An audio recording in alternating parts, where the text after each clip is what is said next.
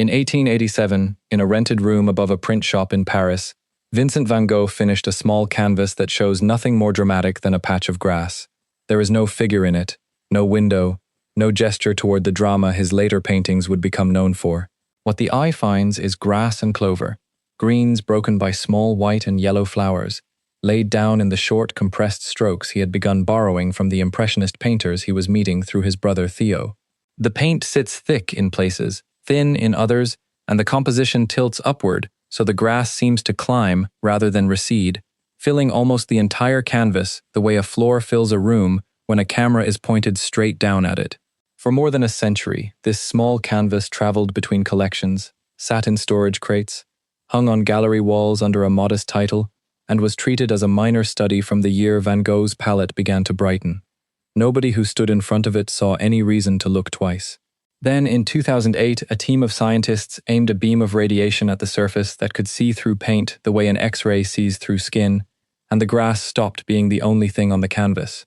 What the beam found underneath has since changed how this small painting is read, and it begins with a question that nobody standing in front of the finished grass had ever thought to ask.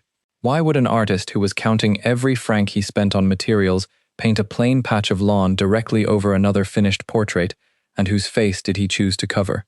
If you're enjoying this story so far, don't forget to hit the like button and subscribe. Drop a comment telling me where in the world you're watching from. I love hearing from you. Van Gogh arrived in Paris in March of 1886, moving into his brother's small apartment on the Rue Laval, before the two of them found a larger flat on the Rue Lepic later that year. Theo worked as an art dealer for the firm Goupil & Siey, and it was through that connection and through the circle of painters gathering in Montmartre that Vincent first saw the canvases of Monet, Pissarro, Signac, and the younger painters experimenting with broken color and short, visible brushwork. Before Paris, his palette had been dark. The paintings he made in the Dutch village of Nuenen between 1883 and 1885, including his large composition The Potato Eaters, were built from earth tones, umbers and greens, so muted they read almost as monochrome. Paris changed that.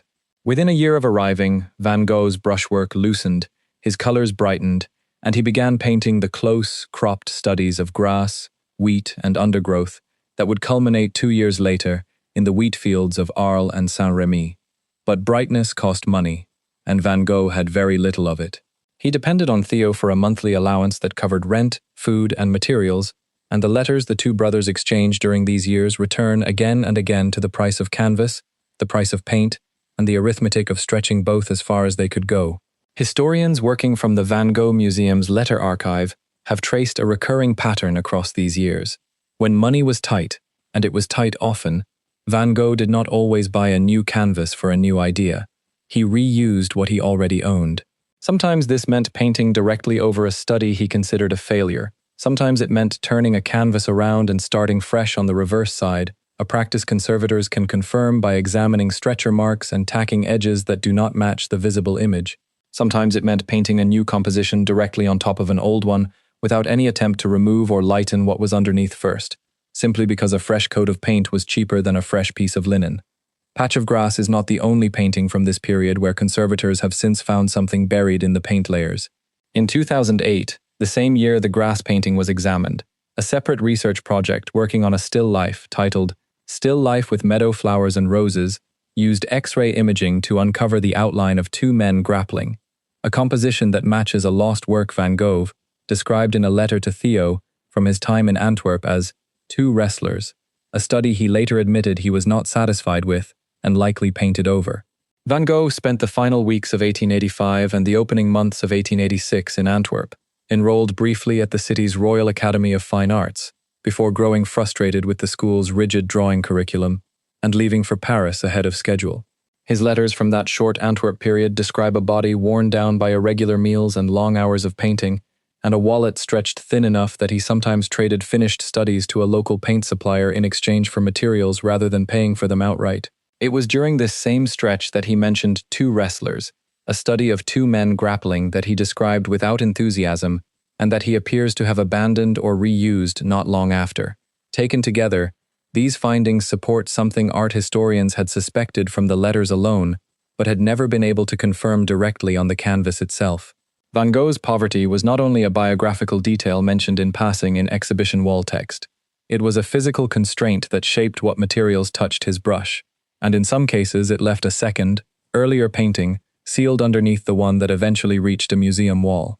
Patch of Grass, catalogued for decades as a straightforward garden study, carried exactly this kind of buried history.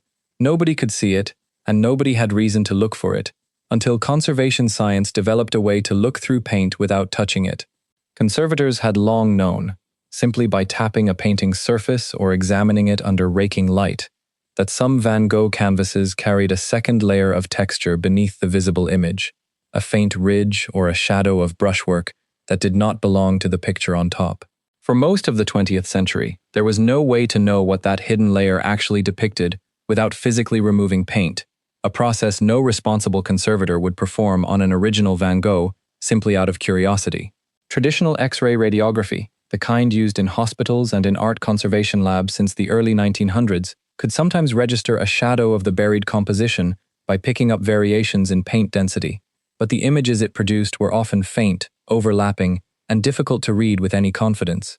Curators at the Kröller-Müller Museum in Otterlo, where Patch of Grass has been held since the museum's founding collection was assembled by Helene Kröller-Müller in the early 20th century, had noted the possibility of an underlying image for years without being able to say anything definite about what it showed.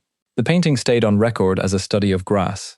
The question of what, if anything, lay beneath it remained open, filed alongside dozens of similar gaps attached to other reused canvases in the Van Gogh catalogue. The kind of question a museum can live with indefinitely, because there was no responsible way to close it without new instruments. The pattern did not begin in Paris. Van Gogh's habit of reusing canvas and paper stretched back to his earliest years as a painter, when he was still teaching himself to draw in Eton and later in The Hague, working through box after box of cheap paper because he could not afford to waste a sheet on a study that did not succeed. By the time he reached Nuenen in the winter of 1883, living in a small room attached to his parents' parsonage, his correspondence with Theo already reads as a running ledger of what materials cost and what money was available to buy them. He asked for advances. He apologized for asking. He described walking to Eindhoven to buy paint in bulk because it was cheaper than purchasing single tubes from a local shop, and he described stretching his own canvases from raw linen bought by the roll, rather than paying a supplier for pre-stretched, pre-primed material, a task that took hours he might otherwise have spent painting. None of this was unusual among the painters he associated with. Reusing canvas, painting on the reverse of an old composition, or scraping down a failed study to work on top of it were common practices across the artistic community of the period, from students at the academies who could not afford a fresh canvas for every exercise, to established painters like Camille Pissarro, who is known to have reworked and repainted canvases repeatedly over years when a composition failed to satisfy him. What sets Van Gogh's case apart is not the practice itself, but the fact that conservation science has now been able to confirm specific instances of it directly, rather than relying on inference from the letters alone. That changed when a research partnership between Delft University of Technology and the University of Antwerp began applying a technique developed for particle physics to paintings that had been sitting untouched in museum storage for a century. The technique is called X-ray fluorescence, or XRF, and it works on a principle distinct from ordinary radiography. Instead of passing X-rays through a painting to record differences in density, the way a hospital X-ray records the difference between bone and tissue, XRF fires a beam of radiation at the paint surface and reads the secondary radiation that individual chemical elements emit when they are struck. Every element on the periodic table fluoresces at a distinct energy when hit by X-rays, and a detector positioned to catch that secondary emission can identify which elements are present at a given spot on the canvas, and in what concentration. Pigments used by 19th century painters were built from specific minerals and metal compounds. Vermilion, a red favored for flesh tones and lips, is built on mercury. Certain yellows and skin-toned mixtures contain antimony. Lead white, the workhorse ground and highlight pigment of the entire era, is built on lead. By scanning a painting point by point and mapping where each of these elements concentrates across the surface, researchers can reconstruct an image of a layer completely invisible to the eye, based entirely on the chemical signature of pigments applied decades earlier and long since buried under new paint. The principle had existed in laboratory chemistry for decades before anyone applied it at this scale to a painting. Standard laboratory XRF units, the kind used to test the composition of a single paint chip removed from a canvas, could identify elements present in a small sample, but could not scan an entire work quickly enough, or with enough spatial precision, to reconstruct a coherent image. What changed in the years leading up to 2008 was the availability of synchrotron beamlines, built for physics experiments, which produce a far more concentrated and tunable stream of X-rays than any laboratory source, combined with faster detectors capable of registering thousands of individual measurement points across a canvas, without requiring the painting to leave the building housing the beamline for more than a few days at a time. Museums remained understandably cautious about lending an original Van Gogh to a physics facility, and the arrangement required extensive negotiation between the Kröller-Müller Museum's conservation department and the research team over transport, security, and handling before the painting was cleared to travel to Hamburg. The team examining Patch of Grass, led by Joris Dick at Delft and Cohen Janssens at Antwerp, used a mobile XRF scanning unit built for synchrotron beam work and brought it to the Deutsches Elektronensynchrotron facility in Hamburg, a particle accelerator normally used for physics research rather than art history. A synchrotron produces X-rays far more intense than a laboratory tube source can generate, which meant the scan could resolve elemental detail fine enough to trace individual brushstrokes rather than blurred masses of color. The painting was mounted in the beamline and scanned in a slow grid pattern, a process that took several days to cover the full canvas at a resolution fine enough to be useful. When the mercury and antimony maps were assembled into a single image, the shape that emerged was not an abstract pattern or a rough smear of buried pigment. It was a face. The elemental map showed the head and shoulders of a woman turned slightly to one side, her head covered by what appears to be a scarf or close bonnet tied under the chin, her features rendered in the same dense, earthbound modeling Van Gogh used for peasant sitters during his Nuenen years. The palette, reconstructed from the elemental data, dominated by ochres, umbers, and small concentrations of the darker reds and greens typical of his 1884 and 1885 work, does not match anything in his Paris production at all. It matches, almost exactly, the tonal range of the studies he made while preparing The Potato Eaters, the large multi-figure composition of a peasant family sharing a meal by lamplight that he considered, at the time, the most ambitious painting of his career. Van Gogh made dozens of individual head studies of local Nuenen residents in the months before completing that painting, working out the specific weight and shadow of each face before combining them into the final group composition. Many of those studies survive, some do not. Art historians examining the Kröller-Müller scan noted the resemblance immediately, not because the buried face matches any single surviving study exactly, but because the technique, the palette, and the type of sitter, a working peasant woman rather than a Parisian model, place the hidden portrait squarely within that body of work, rather than anywhere in his later, brighter production. This does not prove which specific sitter is depicted. None of the surviving letters from the Nuenen-period mention this particular canvas by any description precise enough to match it with certainty, and the museum's own published material on the discovery describes the identification as probable rather than confirmed. What the scan does establish, without ambiguity, is the sequence of events. A canvas carrying a dark Nuenen-style portrait of a peasant woman traveled with Van Gogh, or was acquired by him after the fact, and was later painted over in Paris with a bright, cropped study of grass built from an entirely different technique, a different color logic, and a different relationship to the natural world. If you're hooked on this story, make sure to subscribe and turn on notifications so you never miss an upload. Your support means everything and helps me bring you more emotional stories like this one. The two images are not variations on a theme. They belong to two different phases of the same short career, physically stacked on the same stretch of linen, one sealed beneath the other by a change of subject that had nothing to do with the woman herself, and everything to do with what the 1887 Van Gogh needed the canvas to become. Conservators examining the paint layers after the scan confirmed there was no attempt to prepare or prime over the earlier image before the new one was applied. The grass was painted directly onto the surface of an existing, finished portrait, wet paint over dry, with only the thickness of Van Gogh's own brushwork separating the two faces the canvas would eventually be asked to hold. Before publishing, the research team cross-checked the elemental reconstruction against conventional infrared and X-ray radiography images that had been taken of the painting decades earlier and filed away without a clear interpretation. Those older images, faint and difficult to read on their own, showed a shadow in roughly the same position as the head the XRF scan later resolved in detail, which gave the team a second, independent line of evidence that the buried shape was not an artifact of the scanning process itself. Brushstroke direction visible in the elemental map also matched the kind of modeling Van Gogh used for faces in his Nuenen studies, built from short, directional strokes that follow the structure of a cheekbone or a jawline, rather than the longer, looser marks he applied to the grass on top. This kind of internal consistency, an underlying image that behaves like a real painting rather than a random buildup of pigment, is part of what allowed the team to publish their findings with confidence in a peer-reviewed chemistry journal rather than presenting the result as a speculative curiosity. What this changes is not simply the attribution history of one small painting. It changes how Patch of Grass functions as a document of Van Gogh's development. Read on its own, the grass study has always been treated as a footnote in the story of his transition from the Dutch dark period to the French bright period, a pleasant but minor exercise in the kind of cropped, close-focus composition he was picking up from Japanese woodblock prints and from painters like Monet. Read with the hidden portrait taken into account, the same canvas becomes something closer to a physical seam between those two periods, holding both of them at once in a single object, rather than in two separate paintings hung on opposite walls of a retrospective. The woman underneath belongs to the world of the potato eaters, to lamplit kitchens and root vegetables and the particular somber dignity Van Gogh insisted on finding in rural poverty. The grass on top belongs to a different world entirely, to boulevards and cafes and the loosened, color-forward technique he was still learning to control.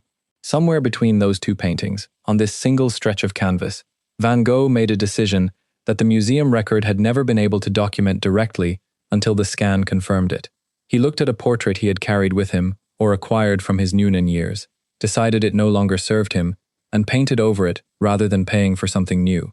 The decision was almost certainly economic rather than aesthetic. There is no indication in any surviving letter that Van Gogh disliked the portrait itself or considered it a failure the way he described two wrestlers. The simpler and more likely explanation, favored by the researchers who published the findings in the journal Analytical Chemistry in 2008, is that a used canvas of a specific, useful size was simply more available and more affordable than a new one, and that Van Gogh's financial situation in his first years in Paris, before Theo's dealership connections translated into any real income for either brother, made that kind of reuse a practical necessity rather than a considered artistic choice. This reframes a detail that exhibition text has mentioned for decades without ever being able to show it directly. Visitors to Van Gogh retrospectives are frequently told, in a single line of wall text, that the artist was too poor to always afford new materials and sometimes reused old canvases. It is the kind of biographical fact that tends to slide past without registering, filed alongside dozens of other details about an artist whose poverty has become so central to his popular mythology that it risks losing its specificity. The scan of Patch of Grass converts that general fact into something visitors can see, or at least see reproduced, since the elemental map itself is now displayed alongside the painting at the Kröller-Müller Museum for visitors who want to understand what the instruments found. Standing in front of the actual canvas, a viewer still sees only grass. The buried face is not visible under any lighting condition available in a gallery, and no amount of close looking will reveal it without the specific chemical mapping the synchrotron scan produced. This matters to conservation science more broadly, beyond its relevance to Van Gogh alone. The technique demonstrated at Hamburg in 2008 proved that a fully non-invasive scan, one that requires no sampling, no varnish removal, and no risk to the original paint layer, could recover a lost image with enough resolution to identify facial features, headwear, and a broader stylistic period. Before this study, museums faced a genuine dilemma when a suspected hidden image was detected under a valuable painting. Removing the top layer to reveal what lay beneath would destroy a finished, signed, exhibited work in order to recover a study the artist himself had chosen to cover. XRF elemental mapping offered a way around that dilemma, preserving Patch of Grass exactly as Van Gogh left it, while still allowing researchers to read the layer he buried. Hidden compositions are not unique to Van Gogh.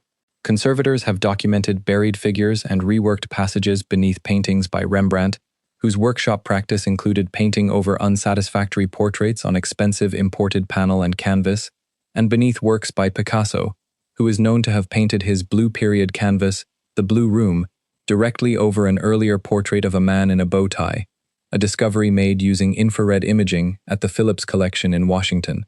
What distinguishes the Van Gogh case is the combination of a well-documented, letter-based record of financial hardship with a physical confirmation precise enough to identify not just that something is buried, but roughly what period of the artist's career it belongs to, and what kind of sitter it depicts.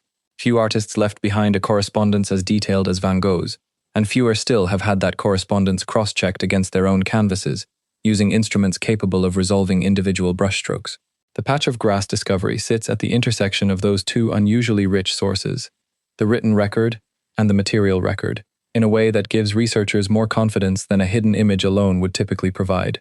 The same team's parallel work on still life with meadow flowers and roses, confirming the buried wrestlers described in the Antwerp letter, and later research from a related group at the Vrije Universiteit Amsterdam using similar synchrotron techniques to explain why certain yellows in sunflowers have browned over the past century due to a chemical reaction within the chrome yellow pigment itself, together mark a period in which Van Gogh's physical canvases, not just his letters and his exhibition history, became a primary source scholars could interrogate directly. The identity of the woman remains, and will likely remain, an open question.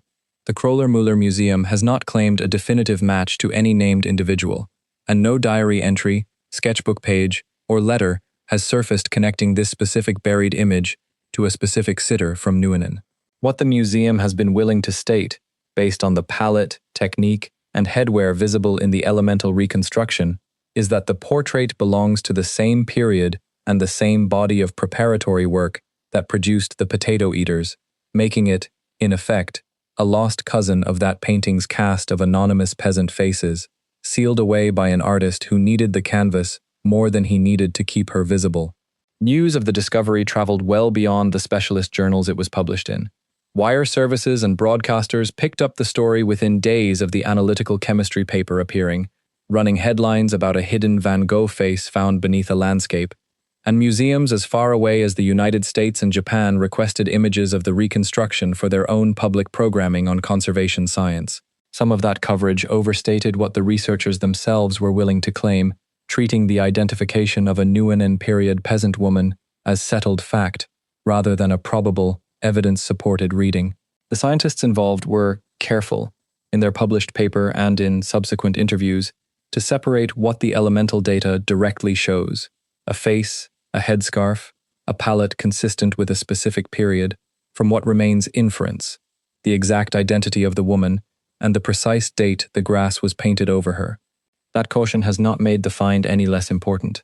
If anything, it has made the case a frequently cited example, in conservation science courses and museum training programs, of how to communicate a genuine scientific discovery about a beloved artist without overselling its certainty. Patch of Grass hangs today in the Kröller-Müller Museum in Otterlo, part of a collection built around the personal taste of one of the earliest and most dedicated private collectors of Van Gogh's work anywhere in the world.